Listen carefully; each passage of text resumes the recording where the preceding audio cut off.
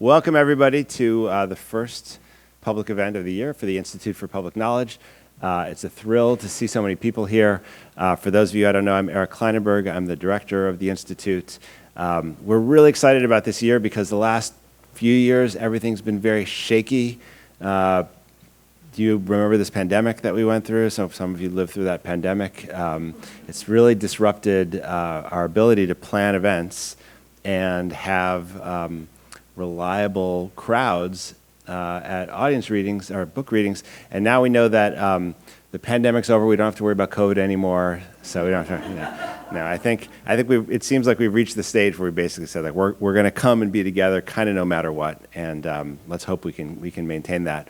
We're very excited about this year. We have a terrific fall with lots of nice events scheduled, including this coming Monday night, Jeff Goodall, the Rolling Stone reporter whose new book, The Heat Will Kill You First, is about a subject I care about a lot. It's global warming, the politics of heat.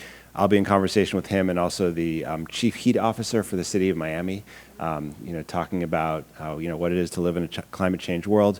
And then I think later in the week we have Margot Kennedy from Princeton coming to talk about her new book about discrimination for LGBTQ plus in the workplace. It's apparently an amazing book.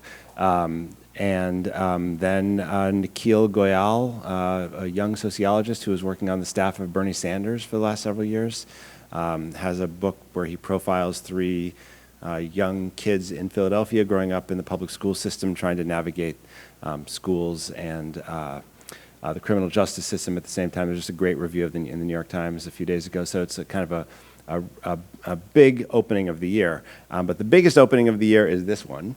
And we are just thrilled. Today, I believe, or yesterday, was the official pub date for this book, Seeing Others, How Recognition Works and How It Can Heal a Divided World. It is not by any means the first book by the author, Michèle Lamont.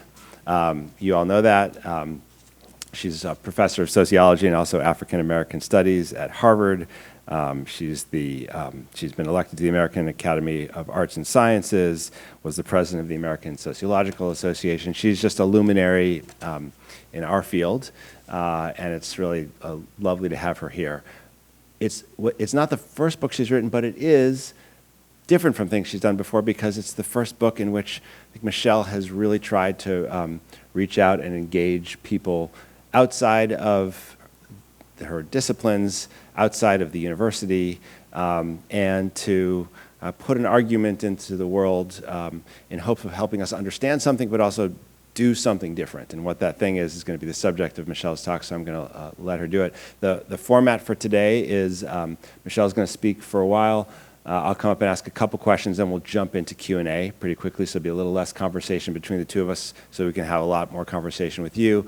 And the really big thing that I'm excited to tell you is that for years we had this tradition at IPK where we did book events and we had booksellers and you could get the book and get your book signed at the end. That did not work very well in Zoom, we learned. It was really hard to pull that off. So this year we have our bookseller back, and here's the thing that we like to do at IPK. We have all of our events free. You don't pay anything to come and hear amazing talks. All we ask you to do is help us make sure that the bookseller doesn't have to take the books home at the end of the day. It's a very heavy box, and I know Michèle's going to stick around and sign copies. So without me saying anything more, please join me in welcoming Michèle Lamont to IPK. Thank you so much. Thank you, Eric, for having me. Eric is one of the people I talked to as I was thinking of writing a trade book. So he's an inspiration, and I talked to other people in the room about getting onto this adventure. So thank you for showing up today. So what's this book about? Many of us were really depressed during the Trump years. There was really a feeling that we needed hope, and where were we going to find hope? As a social scientist, my answer was, of course, read the literature. What do social scientists have to tell us about where hope comes from? Well, it comes from narratives. It comes from the ability to find stories that we can project ourselves to the future. And this was in the context not only of Trump being elected, but also decades of growing inequality, where the American dream was simply not working for a growing number of people. And I felt like, okay, we're really running out of steam. What is inspiring people today? And I had this intuition that it was coming from Gen Zs, and it was coming from all kinds of people in the public sphere who were trying to give us alternative ways of thinking about where we were going. So this is what led me to write this book. And of course, shortly after the pandemic started, we had this explosion of social movements from Black Lives Matter. Of course, Me Too had started before in 2016. Stop Asian Hate exploded as Trump kept talking about the China, wherever he pronounces it, disease. So, and we had the Make America Great Again. Having written a book on the American working class several years earlier, I was very attuned to the fact that workers really want to find dignity. The title of the book was The Dignity of Working Man, and I was very taken by how skillfully Trump was able to appeal to them by telling them, it's not your fault. You're downwardly mobile, but it's because of immigrants. It's because of globalization. So all these movements had in common the fact that they were based on recognition claim, on membership claim, people, you know, wanting their dignity recognized and seeking respect. And I was aware of this literature on recognition, which is mostly produced by philosophers, but there was no real, you know, social science empirical studies of how recognition works. So that's what I decided to take on. And I was inspired by the question of, you know, I had spent my life studying group boundaries and how can group boundaries be made more or less fluid? You know, how do they come to be more rigid? And the question of who's in and who's out, who matters, who's the most legit, whose suffering really matters. That's what Black Lives Matter is about, right? The suffering of African Americans victims of police violence, it matters. And so the whole topic of the book is really to understand how definitions of who matters are produced, and also how can they be changed. So think about same-sex marriage. Of course, you know, this is a gigantic change in our recent history, and change has happened, and it can happen more. So the gamble of the book is really to try to understand and to help the general reader understand how this happens. So here on the slide, you have Zachary Drucker, who was one of the advisors to the show Transparent. And he's part of a team that has worked really hard to transform our shared representation of what trans people are about, going from an extremely stigmatized group to a less stigmatized group. And we will see, as I explain to you the book, how this happened. And the T-shirt, I See You, is of course behind the title of the book, right? Seeing Others. And the other T-shirt, you've all seen it on people's lawns.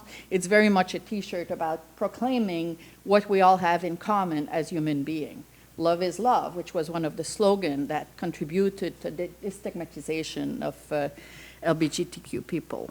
You have also people like Lizzo, who's one of my heroes, and who perform in the 2020 Grammys surrounded by large African-American women in tutu, really challenging the traditional vision of what femininity is about. Very powerful performance.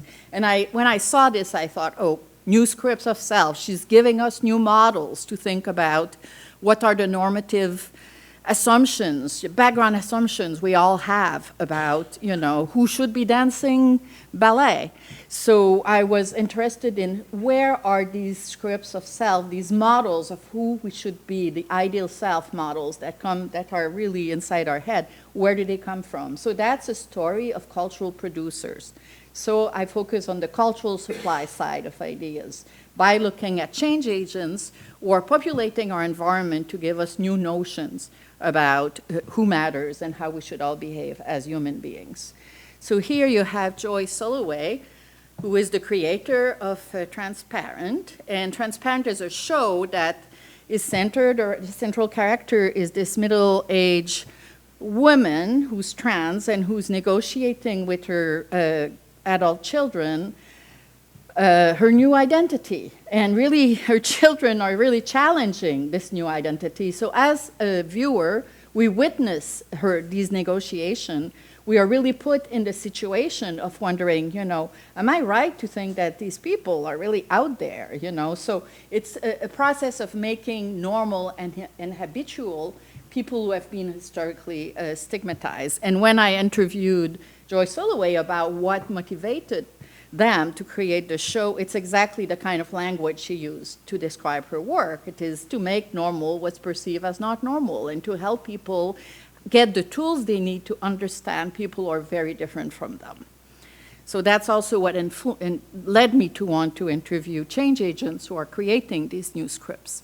So as a sociologist, of course, I'm in conversation with the literature of experts. And one of the books I co-authored is this book, which came out in 2013, which is kind of a challenge to Angela Duckworth's work, Grit, where, she's celebrating the internal capacity of heroes, of, people who pull themselves by their bootstrap because they have somehow personality characteristics that allows them to do this.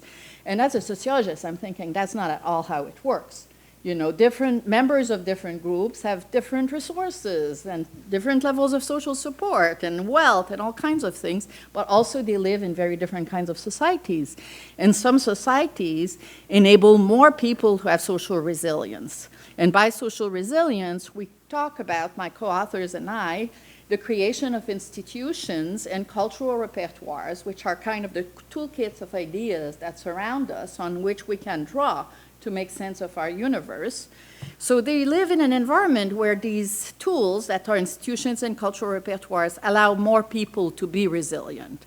And I think, and my co-authors too, think that a lot of these cultural repertoires are providing recognition. So one example is this, the adoptions of same-sex marriage laws by many states, which were at the same time as these states were put in place, you saw shortly after a decline in a number of LGBTQ college students attempting suicide. And I think there's a link with the message that was made available to them throughout society and widely publicized that the LGBTQ people now had access to one of the most sacred institutions of American society, which is marriage. So there's implicit cultural meaning of worth that are sent by laws that, frankly, people who are trained in law are never exposed to. They never think about how do the policies we enact, the laws we enact, send messages about who's worthy and who's less worthy. So it's very, very much, the book is challenging the psychological, narrow, individualist approach to grit, to ask ourselves, how can we create societies that really sustain people through the messages that we are putting out there and diffusing? So here, a quick parenthesis for my many colleagues here in the room who are sociologists. Those of you who are not sociologists don't know it, but it's a family affair. Many people here, some people are my former advisees, my former colleagues. So it's kind of neat to have this here.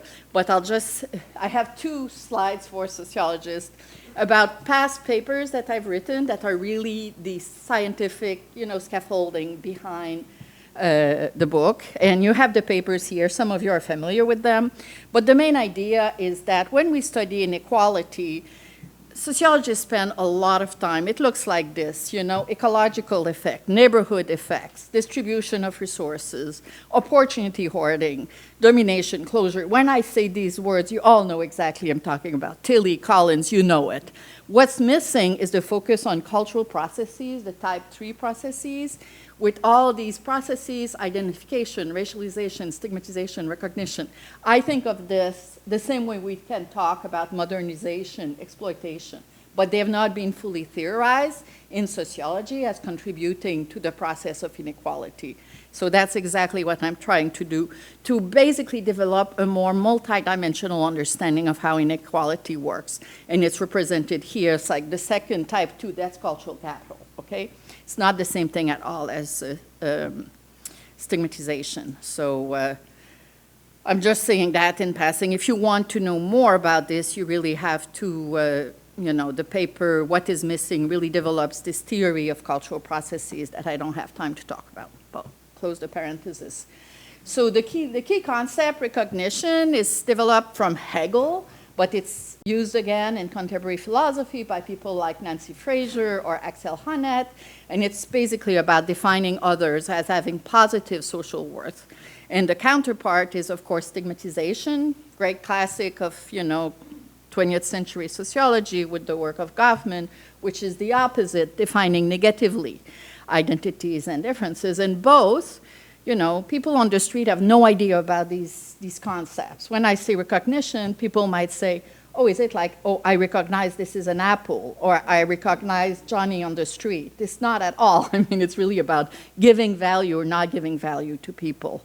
And that contributes, these two dynamics of recognition and stigmatization contribute to shaping our collective definition of who's in and who's out of cultural membership. So one of the objectives of the book, if it works, is really to make this concept of recognition become part of the language that people use as they're talking about their experience. We all know, especially since 2020, that so much of our social debates, the culture war, it's all about recognition. But people don't have this concept to help organize what's happening. So my hope is also to help people move from simply experiencing it and suffering from it and being upset by it by saying, oh, that's what's happening, like having the analytical tools to really name what's happening. So the book is not to say that only dignity and recognition matters. I'm a materialist, okay? I'm a former Marxist. I was a serious Marxist for several years, so don't misunderstand me to say money doesn't matter, but a lot of the literature underplays the fact that dignity is equally important to well-being, as is access to resources. And a lot of the materialist assumption of the social sciences has argued against that. And of course, you have disciplines such as economics, which are absolutely dominant today, that focus on distribution processes and lead many people to think recognition doesn't matter. Well, I took the subway yesterday, and there was a person who obviously was, an unhoused person who was just talking about recognition really loud and bothering everyone in the subway. Clearly, this is something that matters to even people who are extremely deprived. And, this slide, we've all known about the relationship between racism and how COVID has impacted African American.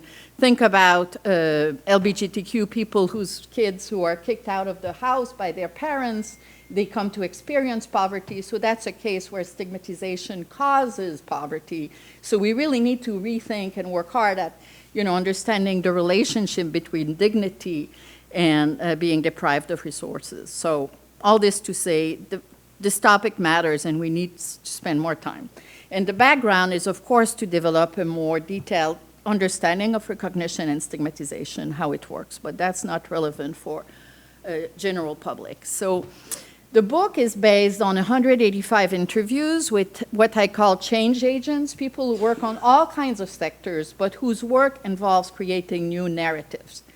And also, I decided to do 80 interviews with college students. I didn't do them myself because many Gen Zs really are pissed off against boomers, so I found some graduate students who would do it for me. And I co-authored a few papers with them, and I used those papers to write the chapters of the book that concerns these young people. And the first two chapters are very depressing. They are the diagnostic chapters, where I, reviewed the literature that we all know about growing inequality, but I really emphasize the cultural part of the story.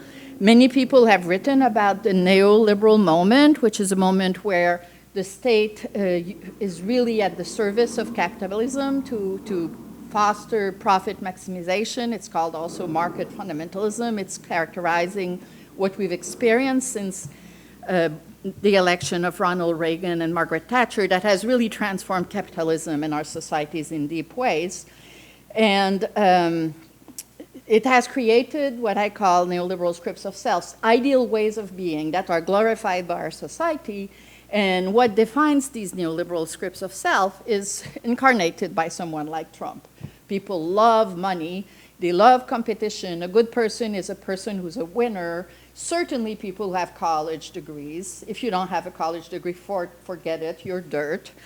And focus on meritocracy, where there's a real, people overlook the fact that those who are succeeding best in society are also those who've had the most privileges. If you have a parent with a college degree, you're much more likely to have this. So the book argues, that's in some ways, I think, somewhat original, although a lot of people are really interested in the growing privileges and the growing divide, the caste system that increasingly exists between the college-educated and the non-college educated in our society.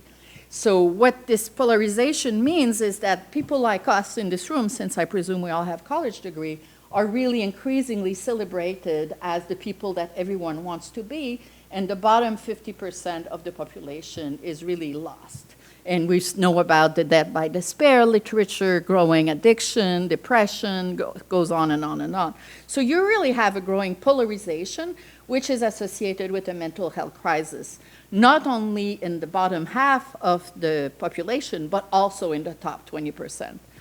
So just to come back a little bit on meritocracy, since we're here in a university and that has become so important, one of our former students, who's now at BU, Jonathan Meisch, wrote this brilliant paper on meritocracy, and he shows that over the last several decades, it has increased enormously across all advanced industrial societies. The worst ones are the US and the UK, which are also the epitome of neoliberal societies. And it's increased everywhere except in three places. One of them is my own society, Canada, France, which has always, been so critical of the US and Australia. So, and as I mentioned earlier, the problem with meritocracy is it's extremely individualist, and it totally makes abstraction. It presumes that people's deservedness is tied to their success.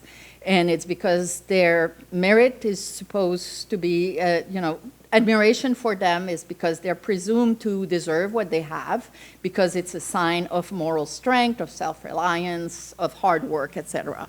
While in fact, it's also associated with a great many advantages. So in the context of growing inequality, you have a crisis of the American dream. And as I said earlier, young people just have a lot of problem. They just don't believe in it anymore. They're very depressed, and they don't know where to go. And, I could go on and on about the evidence about the decline of the American dream, but I won't do this. I think the evidence is really clear. And at the same time, this hegemony, the dominance of the neoliberal scripts of selves really celebrate people like us in this room and treats everyone else like dirt. So basically, you have a growing polarization between the two groups with a lot of negative effects. So there's a growing recognition gaps across groups, but it's associated with also growing stigmatization of the groups that are associated with the working class, for instance, immigrants. And anyone, who is not doing very well. And that's reinforced by Hollywood.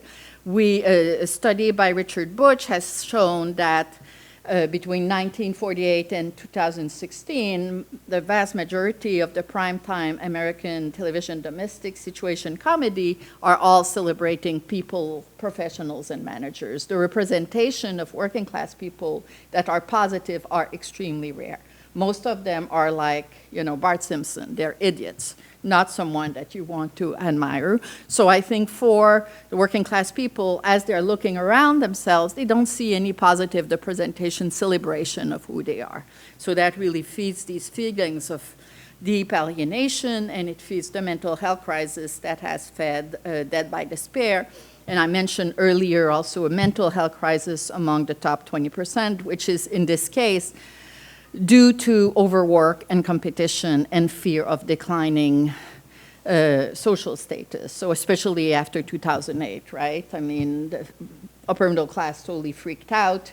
We read about excellent sheep and helicopter parenting, the upper middle class being absolutely paralyzed at the idea that they're not constantly providing all the advantages possible to their wonderful children, which has really fed growing class segregation and racial segregation.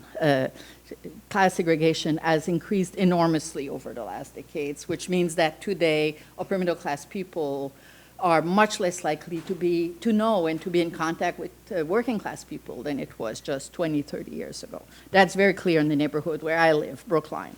And, you know, this obsession with just, oh, my kids have to have the very best teacher, they have to have tennis on Monday and, you know, arts class on Tuesday, it cannot stop, in part because they want their kids to be in top universities. So this notion that they don't know how to game the system enough. So this being the very depressing story I just told, what's the solution?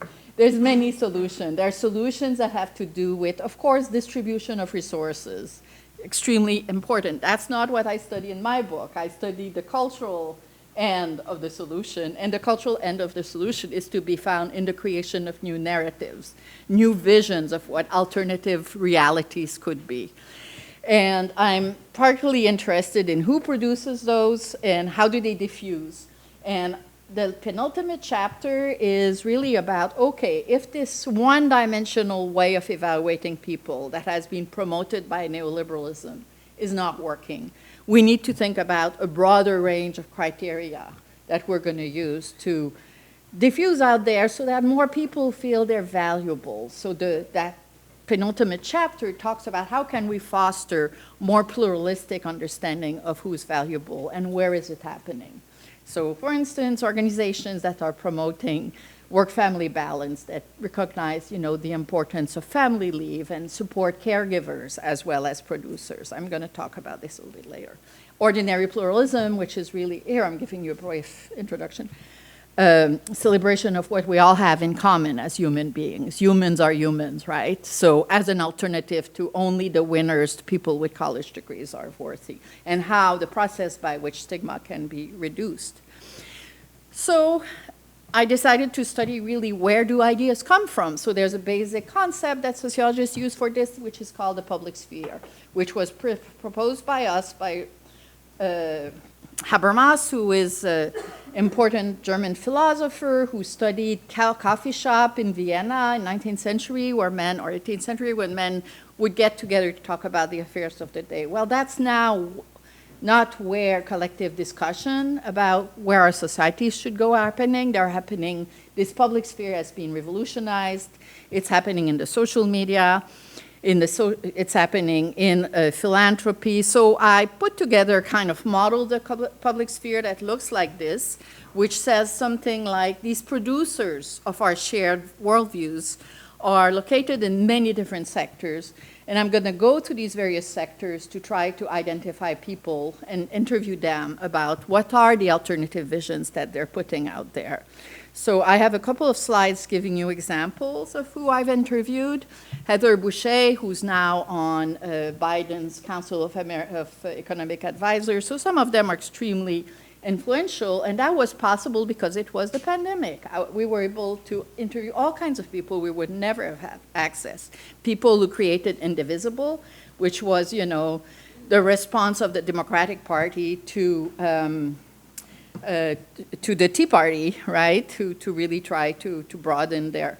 Anyway, I'm just going to look at this really, really quickly. Leading figures in climate justice, leading figures in LGBTQIA movement, religion, you know, stand-up comics. So one of the most fun things we did is to interview 75 stand-up comic and entertainment professionals, the very people who are now striking, and that includes Bill Hadler and Mike Schur, the creator of Parks and Recreation and The Good Life. So we have a lot of, we have also 2 separate articles that are specifically on how they are rethinking diversity and how to promote diversity.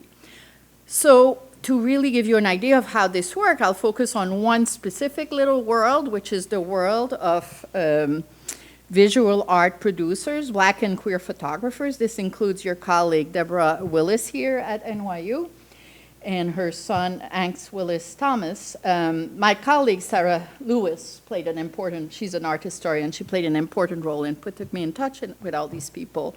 So these people specialize in creating representations of LGBTQ people who've been historically deeply stigmatized.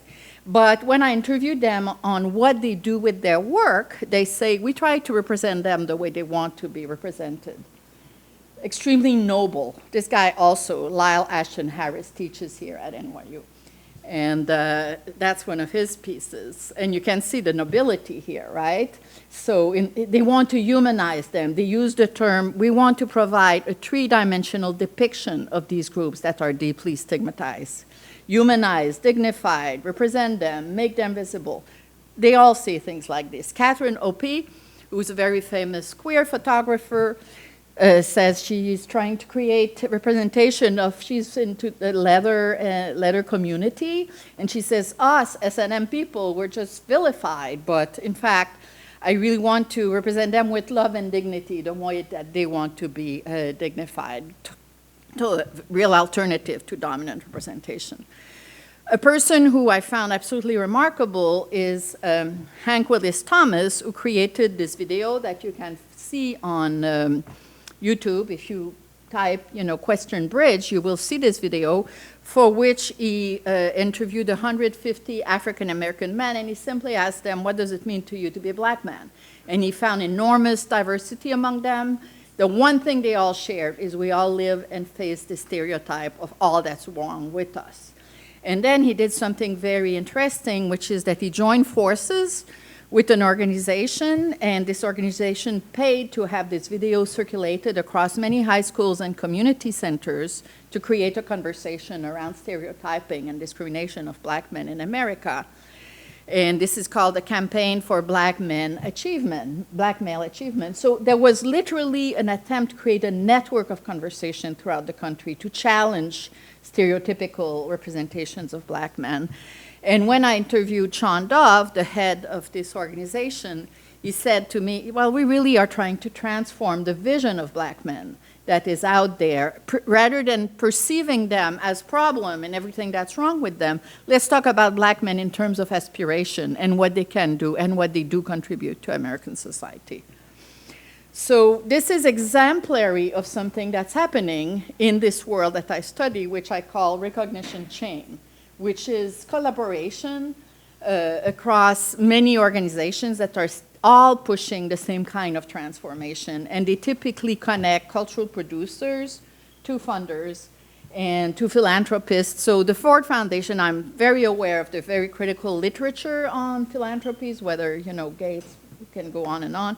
But what's been interesting with the Ford Foundation is that the leader, Darren Qualker, who's a gay black man, has from the beginning said, our mission is to fight inequality, and we're going to fight inequality with 4 pillars. And one of these pillars is what he calls changing hearts and minds, i.e. the transformation of narratives. So this is a world that has historically largely been dominated by economists who were not talking about narratives. Now, of course, they're talking about narratives too, but what I find very interesting is there's tons of money that has been poured into changing narratives.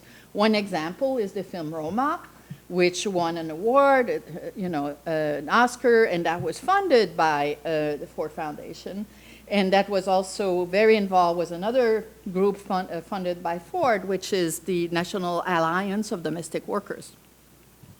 So really with the goal of transforming the vision that people have of domestic workers who are normally invisible in the back. So those of you who have not seen Roma, it's the story of 2 indigenous Latina in Mexico City are working for a family. One of them gets an abortion, and you really see the trauma and the decision making, and you examine their life really, really closely. So it's a great example of humanization of a group that is normally invisible. So this concept of recognition chain is very central in the book. So I'm going to speed up a little bit. So just a few words on the stand-up comic. I could give a whole talk on them because it's really fascinating. But we interviewed, many of them really want to transform stereotypes. So we asked them, how do you do this? We identified through a very detailed content analysis their description of how they do it. Well, I'm going to give you one example, what they call the Trojan horse approach, which is to say you cannot force your audience to eat their vegetables, but you can certainly make them laugh, but at the same time you're sending all kinds of messages that really leads them to to see various groups differently. So it's very much part of this environment, and we co-authored a couple of papers that really describe how this happens. So now I'm going to turn to some of the mechanisms that through which we can work toward a weakening of group boundaries.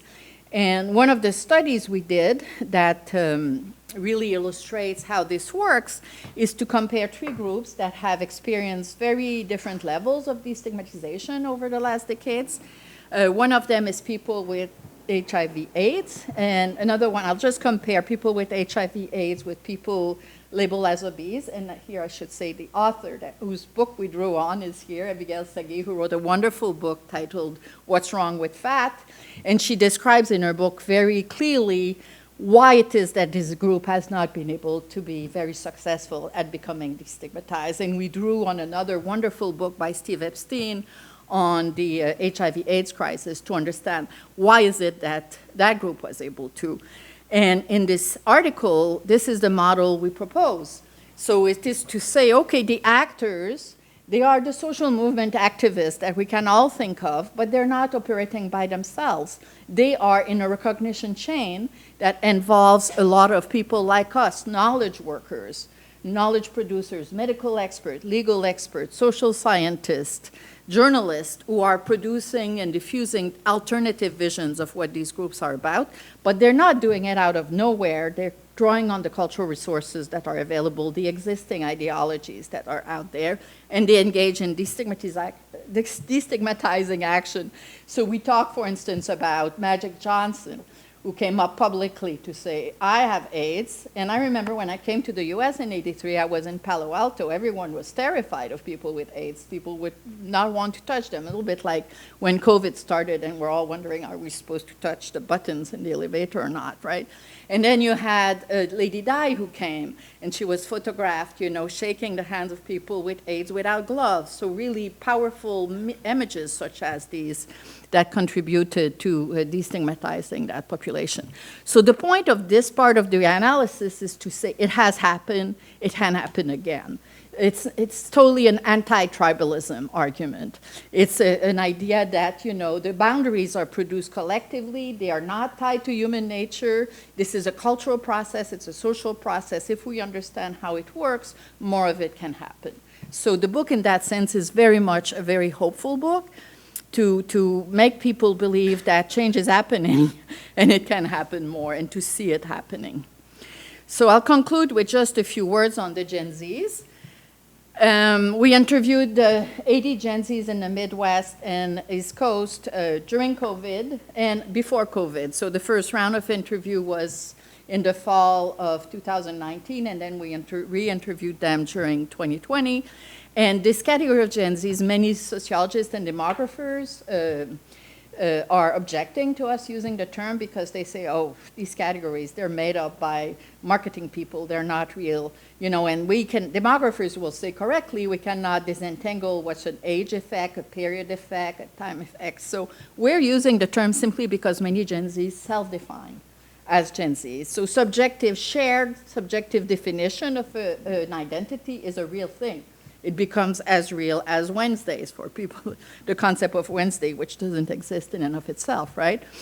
So we did interview them about what are the challenges they're experiencing, what kind of society they want to live in, how do they want to lead their lives. And what we found is this, which we developed in this paper, Sociological Science, which is also summarized in the one chapter of the book on Gen Zs, which is that they don't give up entirely on the American dream. They still kind of believe in it, and they really believe that working hard is important and that investing in entrepreneurship, like a good life, is a life where you're in charge, a lot of agency, you're in charge of your life. They love that.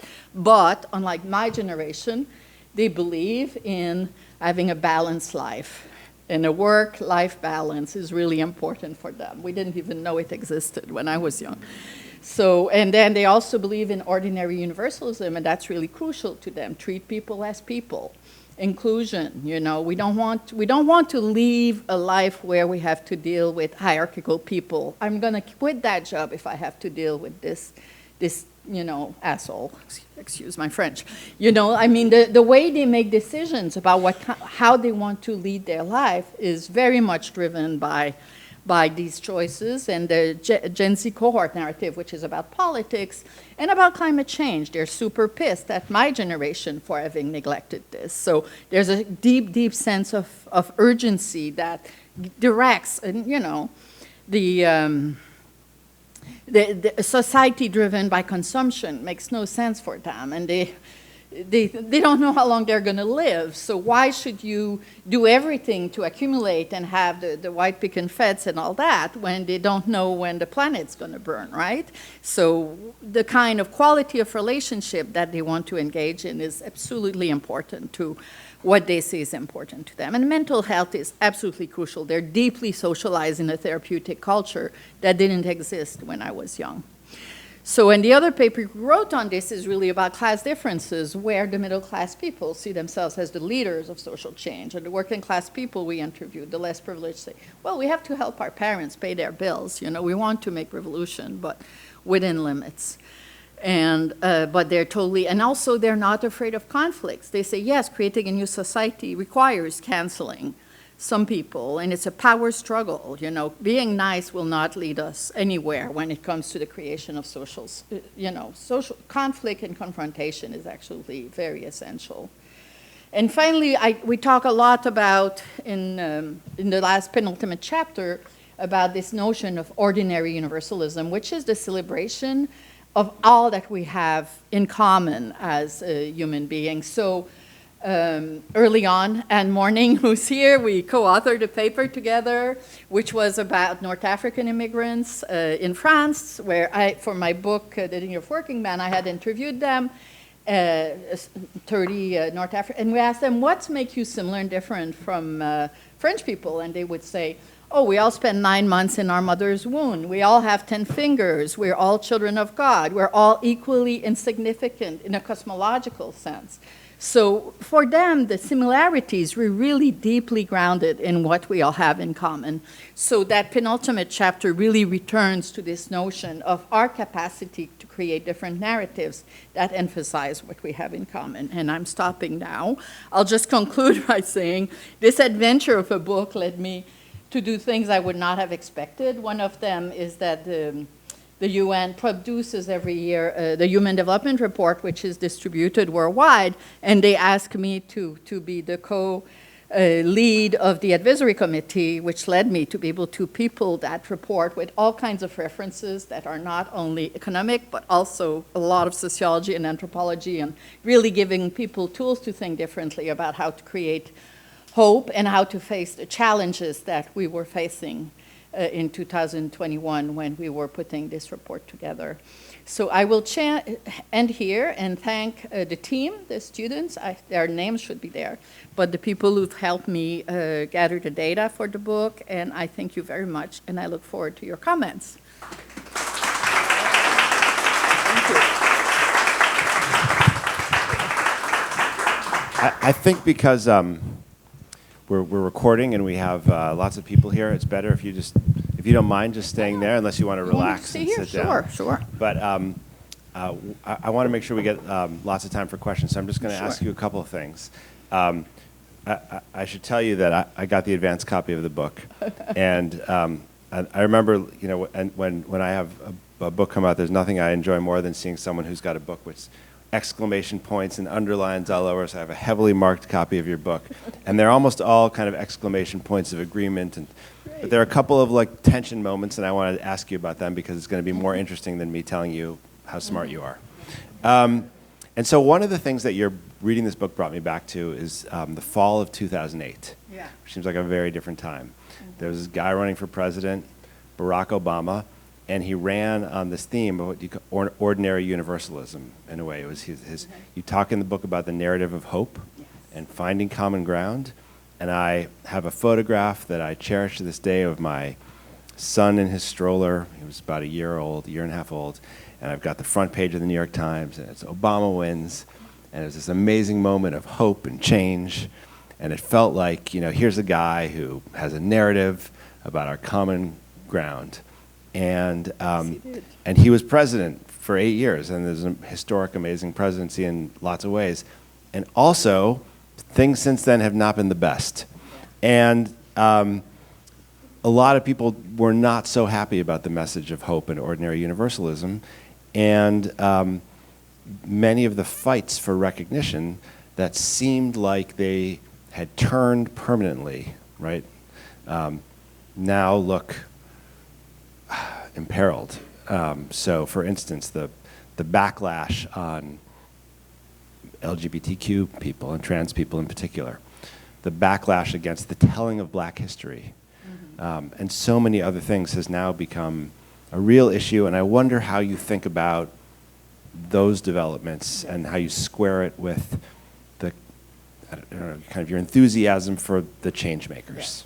So the book only concerns the liberal progressive end of the political spectrum, and I made deliberately the choice to only do this because I couldn't do everything. And there's no question we know any cultural change, counter-reaction, right? Albert Hirschman wrote about this. It's central to the life of the new social movement, and it's happening, and it's going to happen more. I think it makes a difference if you look at what's happening in Florida, to talk very explicitly about it as a struggle for recognition. And I think that the answer, the book opens with, the 1619 Project and Trump's answer to propose an alternative curriculum or an alternative interpretation of the past. But to talk very explicitly, alternative visions of the past are how cultural membership is defined. And that's what those people are engaging in. And the only solution is to recognize that everyone wants dignity. This is a universal, and I think to acknowledge, and that's the challenge. I see my friend Sherry Berman there. We've had arguments about this, whether identity politics is by definition counterproductive. I think not. I think that it's possible to, you have a lot of Afrocentrists to say it's absolutely, there's no point to engaging racist working class MAGA people because they're racist essentially. But when I interviewed them for the Dignity of Working Man, they kept saying you have to treat people like people. So if you use the language of you have to treat people like people, and you really, it's not the only thing. Of course, scarcity matters, how much competition between groups matters, how much class segregation, how much face-to-face contact there are matters. But the book is based on the gamble that diffusing different kinds of narratives instead of, saying it's all human nature, it's tribalism, we're doomed. Forget that, it's not the way it is. So I'm not saying that what I'm saying is the solution to it all, but at least to have a very open conversation about how framing groups differently is part of the political battles, and all this is about politics and about recognition and stigmatization, and we need the tools to talk about that so that people don't invest it emotionally so deeply. Maybe it's ideal, it's partly maybe Pollyannish, but I don't think so. I think it makes a difference. It's a struggle to know how to seek common ground and productively engage people who seem committed to the obliteration of others, of stories of others, and sometimes others as well. Yeah. We're in a moment where we hear a lot about book bans, assertions of white supremacy that didn't seem possible 15 years ago. Yeah. And I think one of the things that's really kind of disturbing about this moment, if it's not surprising to many people, but it certainly is disturbing, is the sense that the things that people were saying to each other in private spaces with other people who were like them, shared animosities, are being said publicly in ways that feel very threatening. And so I think that your book is certainly about the kind of left liberal approach, but it's I wonder if you have just thoughts about the way that narratives work and the kind of politics of recognition work on the right, because it seems like there's a lot happening there. Yeah, and the Olympics of suffering is very much a central characteristic of our society.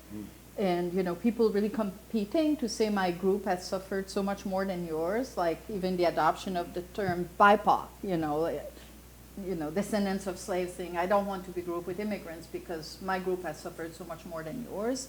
And what I would like to do is, instead of cultivating the notion that we live in a tribalistic environment, to say, no, actually, you know, like, let's go back to deliberation, let's talk, you know, there's tons of experiments, putting people in a room where there are, or my former student Chris Bell does that with experiments, and on social media, you know, the power of getting people to exchange and, you know, tell each other where they come from, and also reminding, you know, even the working class racists, you keep saying, let's treat each other as humans. Well, what's happening in these moments where you think that the suffering of black people or victims of police violence doesn't matter, that your suffering is greater? So, were there any interviews you remember with cultural producers, you know, moments where cultural producers talked about the project of trying to convene people with very different ideological frameworks and engage them in a conversation where they might recognize this kind of common humanity that we're after? Yeah, one of the organizations, More in Common is an organization that is funded by Ford. There's a number of organizations that are organized around this. And the whole field of strategic communication is also, you know, which is very technologically based. They do experiment to see what kind of messages would work best. So that field is also very much oriented around that. But I think because the study is more about the diffusion, the scaling up of messages, and not about emotion and interaction. So my colleague, Marshall Gantz at Harvard, who I've also interviewed, who's doing a lot of work with mayors, and he's been an advisor to many mayors in the context of Black Lives Matter, is very much focused on the emotional, interactional dimension, which is not what I'm doing in this book. So I think in order to find the answers to what you're saying, it's a whole different literature, which is focused often on contact theory. And okay, one last question, then we're going to open it up. And this is really a question more about form than about substance, but we are at the Institute for Public Knowledge. This is the first time you've written a book like this. And I wonder if you could say something about the kind of craft thinking that went into this. How did you do this book differently? What were you trying to do in your effort to reach a different kind of audience than you're used to? Well, I was a visitor at Russell Sage Foundation on 3rd Street with Amy, who's there, in 1920, and I came here once a week to take a 2020. I came here once a week to take a public writing class that Robert Boynton had recommended. So I sat there with graduate students. They all thought I was really weird to be there, you know. But I submitted myself to a lot of things that were out of character for a senior professor at Harvard. And then my publisher is here. She will, and the publicists who are working with me, they will confirm, I mean, I'm writing op-eds and I'm so not successful. So I think the whole experience is very, very humbling. Like, you realize you're really stretching yourself, you know. But like everything else, I hope I will learn. And But I'm going to push you a little harder. Is there a way of communicating, a way of writing for people? I know there are a lot of people here who are interested in working in this style, and I'm curious if you found yourself doing something, you know, kind of technically different in an effort to communicate differently. Yeah, I mean, I had to work with editors who really, you know, the guy who's there, he wrote my first chapter. It's like, oh, I have such a steep learning curve ahead of me, because the kind of sociology I do is also very, very theoretically grounded. My number of footnotes is normally quite insane. So I've really had to really reorient myself, but I felt very much during the Trump era that I had this real sense of urgency. My colleague Danielle Ziblatt and Steve Levitsky had this How Democracy Works that had such in my view, a very important role in helping people understand what was happening in our society. And I felt sociologists are not there to explain what recognition is about. And I could have continued to just write books about how boundaries changed to people who already knew more or less what I had to say about this. And I felt that was kind of boring. Or not boring. There's some papers, important papers, that I absolutely want to write. You know, for me, it's more like you have different tables at once. But I think it's also taking the challenge of doing something that's hard, that you know you're unlikely to be very successful at, which I feel like, you know, why not? You know, it's interesting. We think you're going to be successful. Okay, Mike. I don't know if you have a mic. I don't know if you have a mic, but you should get a mic, Mike. And yeah, here you go. Please Please raise your hand. Niobe, why don't you start? Yeah. Wait, Niobe, wait for the mic, just because we're... Thank you so much. This is good. Thank you so much. It's great. I think I just want to underscore the essence of your book. I'm so excited to read your book. It's just so aligned with what's needed right this second. Thank you. And so I just want to thank you first. Thank you. I also want to say how much it underscores the patheticness of our time, that we need to, the message that culture matters needs to be stated. You know, and in a time that's obsessed with nature and obsessed with biology and making everything, and I'm a psychologist and we're all into the brain, and culture has now disappeared from our discussion, so it's pathetic. I do want to say, though, that I think the seeing others, I think I want to push back on one thing you said, that when we don't include the right, that's the essence of what's going on here. So I said something to some journalists and used the phrase cowboy mentality that was then picked up by Fox News. And I got dozens of emails from cowboys across the country that were hate mail. Yes. And some of them were funny, actually. Yeah. But they're all saying, how dare you criticize cowboys, and we're actually humans too, and what are you doing? And I was trying to actually make a phrase. It was actually fascinating. I didn't even actually know people were identified as cowboys, and I discovered that there's a whole entire huge group identifying as cowboys. But what was interesting is when I said cowboy mentality, I wasn't actually talking about cowboys. I was talking about a I can do it myself mentality. And they, of course, heard it as you guys all suck. And the problem is cowboys, which of course was a completely antithesis of what I meant. Exactly. And so I do think there's a way in the left, and I identify with the left, obviously, constantly gets misinterpreted, but that's our fault. Because when I say cowboy mentality, I should have said, I don't actually mean literally people who are cowboys. I mean a mentality that suggests that we need to do it on our own. And the other thing I have to say to all the white people in the room, we still have, and I'm talking about white people, still have the phrase white trash that we use, and we even make TV shows about it, and we think it's funny to say white trash. I still find that stunning, that white people think it's okay to call a group of people trash, and that's actually supposedly funny. And so I just think to have some self-reflection on how much we don't see others, and even though we don't feel seen, we don't see others. So that's I just want to throw that out there. I totally agree with you. And I totally agree that we need to talk and understand better the other end of the political spectrum. I mean, books like Fox Populism, which by Reese Pack, it's a terrific book on the right. Amy Binder in my field. There's a lot of people who write really, really smart book on the right, and the rhetoric of the right, like the Fox book, terrific. I'll just mention quickly, I wrote an op-ed for LA Times on the 3 decisions of the Supreme Court in June, and I got within 24 hours 3,000 thumbs down and 700 negative comments, and they were mostly "you're a loser." And it's because I started with, abortion and Roe versus Wade, and they thought you're a killer of babies, So I think it's also that there's a whole trolling industry that is very much oriented toward not talking. But I guess since I'm at NYU, I'll say talking about tribalism doesn't help. That's why the book makes so much of narratives can be changed. We're not stuck in this war of all against all. We need to work away from this. And Paul, I know you have your hands up. He has the mic afterwards. Oh, I'm sorry. Go ahead.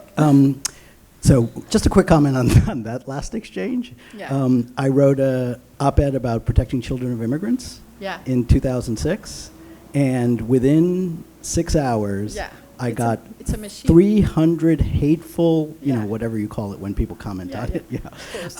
That's not my question. So I want to build on the first question that Eric raised in your response, and just ask about recognition at the macro level.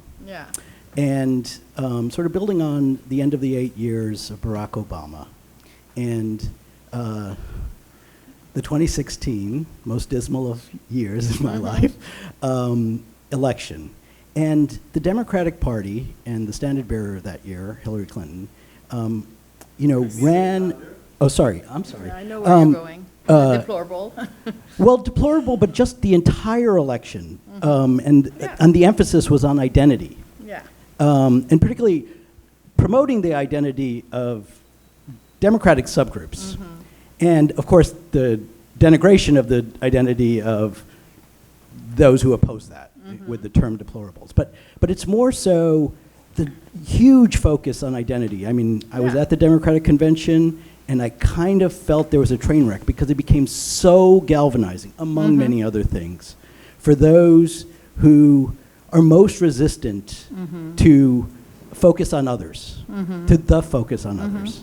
And I'm just wondering if there's a swelling of focus on recognition that, I mean, I don't think it's been as bad as that. But it's obviously reemerged in the Biden years, in the States. So I'm just wanting you to comment on that. Obviously, I'm not expecting, you're not a political scientist, I know, but you've been thinking about this a lot. I don't think the problem is focus on identity, because everyone always talk about identity, even if they don't think they're doing it. I think the problem has been the arrogance of the Democratic Party, and Hillary Clinton, they were right. She was in bed with Wall Street, for the Democratic Party to become much more aware of the many ways in which they're deeply dismissive of the working class. And I think much more like, especially now, since the election is in a year from now, we really need to engage the question of how, it takes not that many workers to start voting Democrats again for Trump not to be elected. So for me, it's right now that this is happening, and not that many people are talking about it. Although there is this revival of unionization right now, but for me, one of the challenge is you have also the pronoun in the bathrooms, and the working class doesn't want to hear about that. And yet, is the Democratic Party going to locate itself in a position where we say we're going to sacrifice the left so we can regain the workers? Is there a way to talk about these issues that are really dear to the recognition of LGBTQ trans people without alienating the left? For me, that's alienating the working class. For me, that's one of the big challenges. So I think there's a bunch of hands. So could you raise them a little higher? So much shorter now. Yeah. Okay. So I see Rachel, Paul, Jeff. I don't know. I can't see you under the mask, but anyway, maybe in here also. Okay. I'm 3. Thanks. Rachel, go ahead. Okay. Hi. Hi. Thank you for this. Okay. The most straightforward way to say this is, can you say a little bit more about the relationship between recognition in the kind of cultural sense and material distribution? Yes. And I think I'm interested in 2 aspects of this, which might be contradictory, and I might not be able to say it very clearly, but one is just like, obviously, what is the process between, cultural producers being like, gay people are great, and, or black people shouldn't be murdered, or whatever, and like actual changes in the quality of life. So in that question, I'm like accepting that those 2 things are different, right? But at the same time, and in some ways I'm very cynical about that, because I think the idea of recognition, of course, like ideologically, we're constantly told that we're all human and we're all the same under the skin and blah, blah, blah, and it doesn't matter, right? And I'm thinking about like the diversity, equity, and what is it? DEI, and how much critique there is of that and how like untrue a lot of it is. So on the one hand, they seem separate to me, and I want to hear how you think they're linked.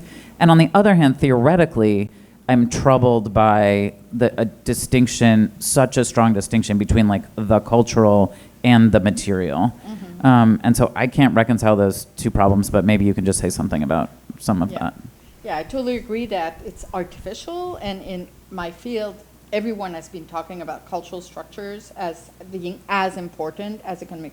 But here, since we're functioning in a world, an intellectual world, where most people are still with, Marxism, the cultural, superstructural, and the economic, I think there's been an enormous blindness to the fact that classes have identities and resources as well. It's really about how we think about causality in the social sciences. My own, and I'm not going to talk about this for general audience, but it's deeply, I think inequality is deeply multi-dimensional, and we're barely starting to really think about this in a fully blown way. Of course, Bourdieu's made us progress by leaps and bounds with notions such as distinction and cultural capital, but there's so much more to be done. So I think I'll just say that, because the 2 of us can talk more. I think we're really going to get into the weeds as social scientists if we really push it further. Can I push you then to talk about the first thing? So what about, so a group gets a new level of recognition. How does that like translate into them getting Well, we know studies of subjective well-being demonstrate that when people have their dignity acknowledged, they just do better on all kinds of dimensions. So I think it's really like the allostatic load, the wear and tear of everyday life that gets under the skin is tied to racism, it's tied to all forms of discrimination. And that's, at the health level, so it's very empirical, if you will. It can be measured. So I think that's one piece of evidence that dignity and respect really matters. So, it's not only about whether you have food on the table or not. You can have food on the table and be deeply depressed. Think about domestic violence, So that, just to give one example. Rachel, do you mind handing the mic to Paul? So this is great. I want to keep pushing you on the right. Yes. In that I think we've been talking about the right as if it's kind of an immovable object. Yes. And I'd like to suggest that, in fact, your theory fits the current right really beautifully, and that's a problem. So if you think about what's happened over the past 6 years, there really have been very active social agents trying to create new narratives, narratives that destigmatize racism as a mode of speech, that destigmatize anti-Semitism, that destigmatize the sort of hostile expression of anti-elitist sentiments. And I think the whole anti-elitist thing is actually very complex because most of it is justified, particularly in an era of declining economic opportunity. But the way in which certain kinds of behavior are being destigmatized, I think fits in with this. The notion of the Overton window, this sort of gradual changing of the narrative to make certain kinds of formally impermissible behaviors in speech permissible and acceptable. So I guess my reaction is these folks have been reading your stuff or anticipating it, doing a great job, and maybe you're beating us on it. So, if we think of this not as something where the left can be proactive and improve the world, but as a competition, does that sound right? And what do we say about it? Absolutely. Paul DiMaggio, my former colleague, has been writing books on left and right-wing populism. So you really think about this in a more, global approach to the public sphere than I do. I think you're right. The fact that Biden is not ready to increase the number of people on the Supreme Court, to me, that's the ultimate example of total naivete, because you can be sure that the Republicans, once they get to power again, are totally going to game the system. So, and one of our graduate students is doing a dissertation on social media and comparing the left and conservative social media, and they are the way they proceed with diffusing their work is radically different, and they're really asking for ideological commitments, whereas the Democrats are just asking for money. They're not constantly doing the ideological work that the Republican Party is doing. So I agree that it's a serious contest, ideological contest, and well, what can I say? That's not what my book is about, And I think I think your work is on this, and Paul is also working on science and religion. So it's a little bit like complementarity of ways of looking at problems. In some ways, my book has a very practical. It's written for the general audience who don't know that narratives exist. There's a whole chapter to explain because you know what they are, but the general reader really doesn't. So I'm not getting into the weeds of the specialist conversation we can have, but I totally understand and agree that. And I think your book will be useful to people trying to understand the right. Yeah. Jeff, if you don't mind, we're just going to pass the mic to the person next to Paul, and then we'll go. Hi, thank you so much. I am a philosopher, and I really loved how theoretically rich the talk was. But I wanted to ask a question about your use of recognition theory. And in particular, what you think we might learn from the empirical cases. So I was surprised by your describing the kind of stigma as the opposite of recognition, because I tend to think of like subordination or oppression as the opposite of recognition. And the reason I'm bringing that up is it seems like, at least I associate stigma with with marginality, with people having reactions of disgust to people, and your discussions of the trans cases at the beginning really kind of fit that narrative. And it makes sense that something like inclusion is important and representation for people who like have very little or no existence in the mainstream cultural repertoire. On the other hand, if you think about like oppression or subordination, I think we have all these cases of people who are very represented in the cultural repertoire, but represented in subordinating terms, right? Where African Americans who you described as like a middle case might be one of those examples, like very present in cultural representations, but the representations are all subordinating, and you can be recognized in a certain sense in upper and middle class milieu if you engage in respectability politics, like this kind of thing. So I guess I was just wondering if you think there is a difference between the destigmatize, like ending stigma as marginality and ending this kind of subordination or like misrecognition, and if differences in the like the strategies we would use in those kinds of cases came up in your research. Yeah, I think they're kind of part of the continuum. What is behind my analysis there, the previous book I wrote is about how African American, Black Brazilians, and 3 groups in Israel experience racism.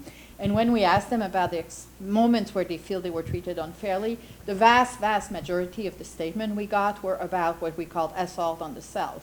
Being underestimated, overlooked, made invisible. Of course, there was microaggression and there was direct insult, but most of what, the literature on racism in the US is focused on discrimination, which is not having access to housing, schooling, it's about not having access to resources. And the point of the book was really to say most of this is about, dignity, respect, and erasure.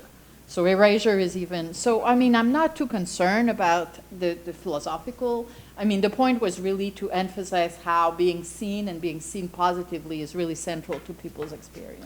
And then the thought is that being seen positively, like being seen as an equal is just part of what recognition requires. Yeah. And also that destigmatization is supposed to cover even cases of non-marginality, just cases where the person is represented or the group is represented in a subordinating fashion. Yeah. Yeah, okay. Yeah, thank you. I think we agree.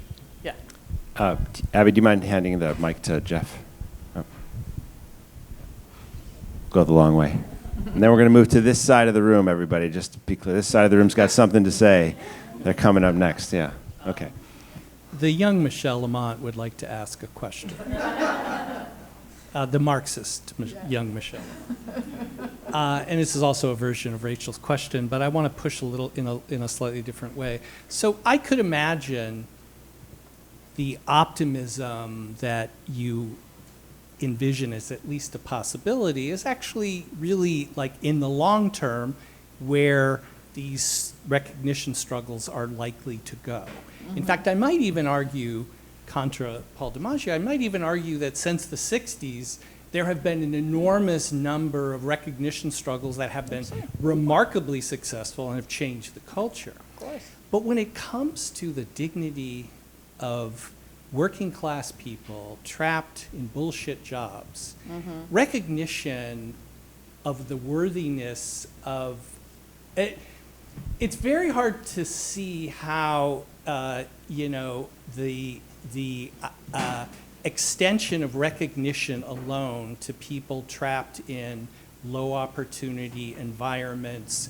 without the kind, and to the extent to which technology is going to likely increase the numbers of people who are disconnected from permanent, satisfactory, life fulfilling employment.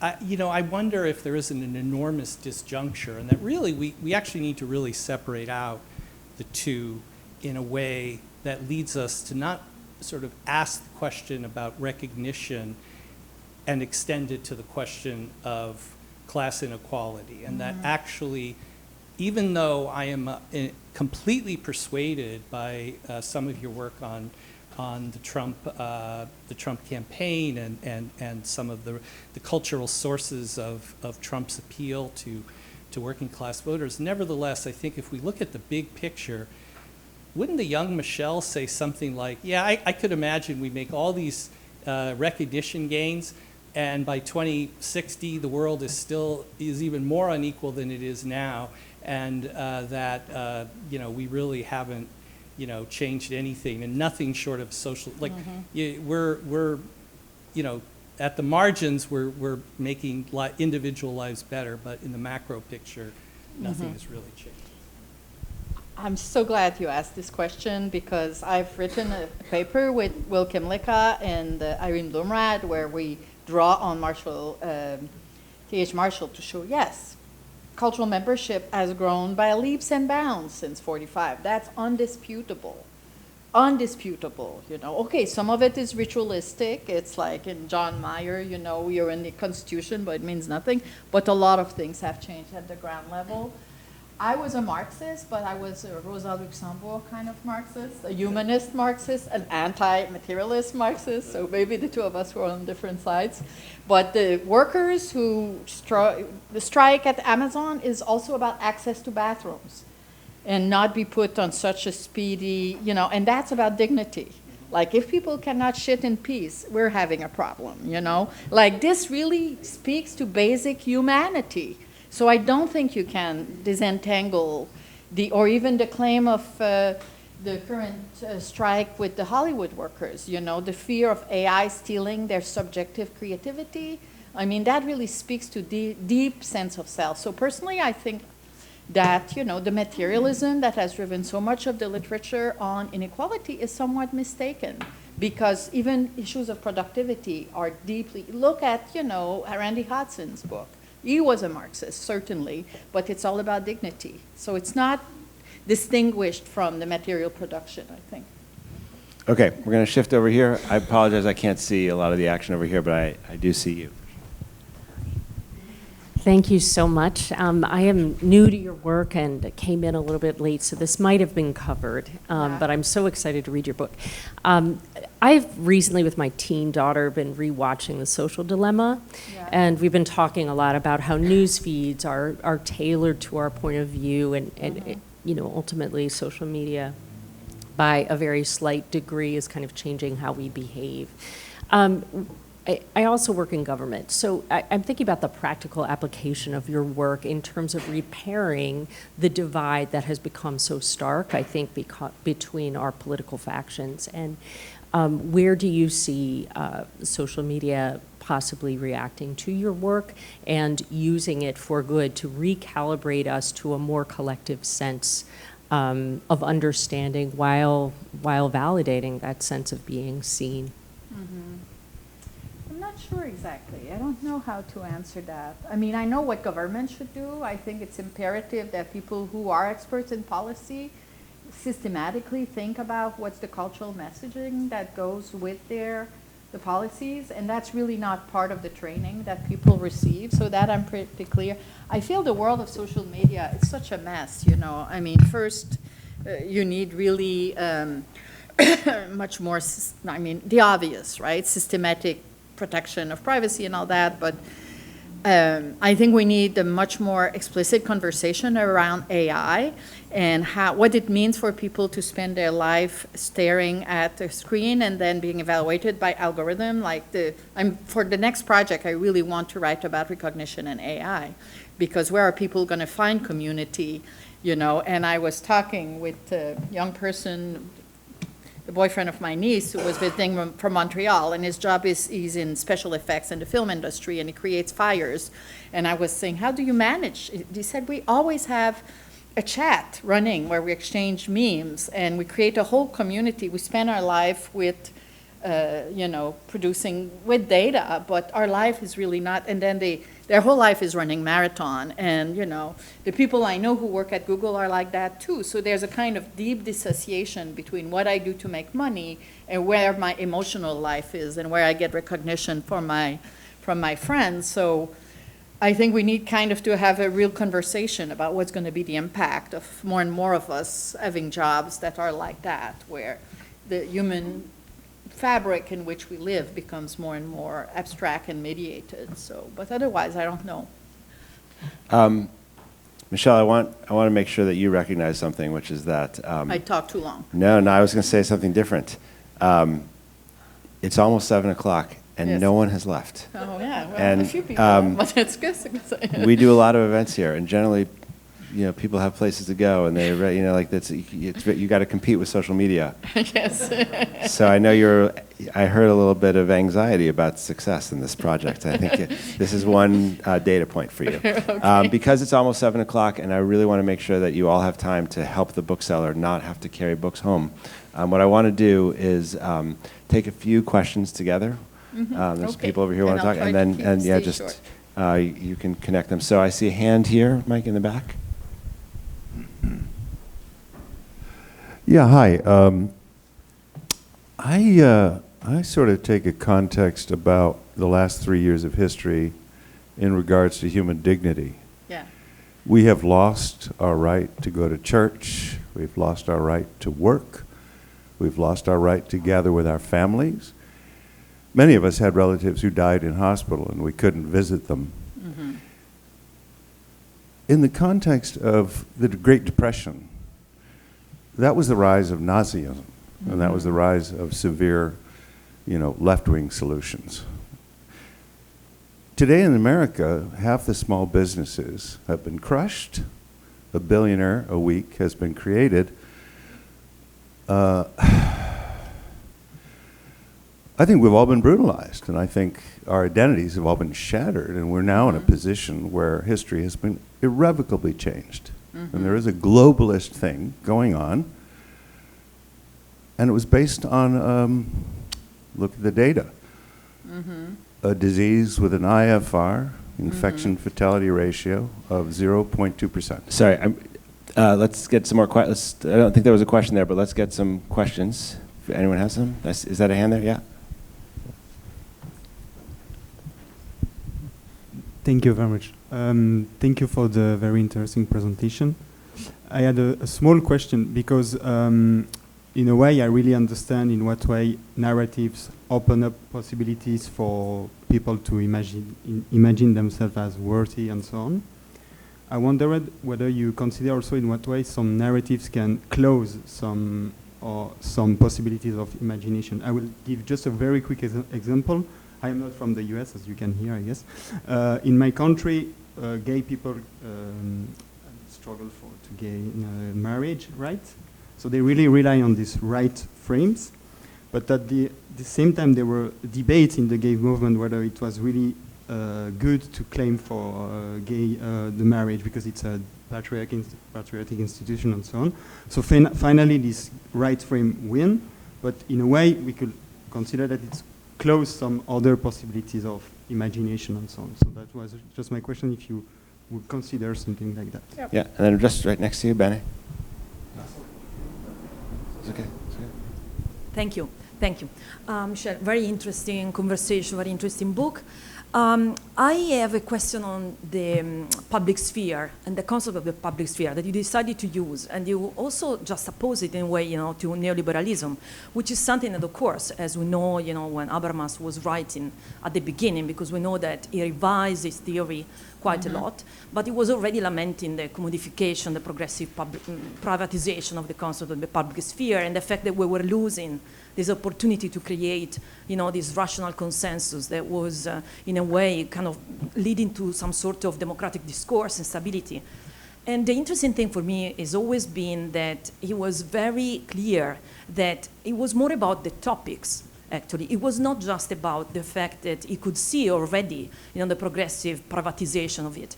And I found this very interesting because he very recently intervened again on the public sphere, and probably when you were finishing during COVID, your book. And he says very clearly, again, it is about creating this collaborative, participatory, right, ideas of democracy where we can actually raise issues around things that matter to people, but things that are relevant to people. And we know very well that in media systems of today that are data-driven communication systems, especially when I look at the US that doesn't have any public service media systems, and since the 50s has progressively really privatized, the entire space. Yeah. Look at social media, but also at commercial media, and no, possibility for public service media that were highly based on Habermas philosophical ideas.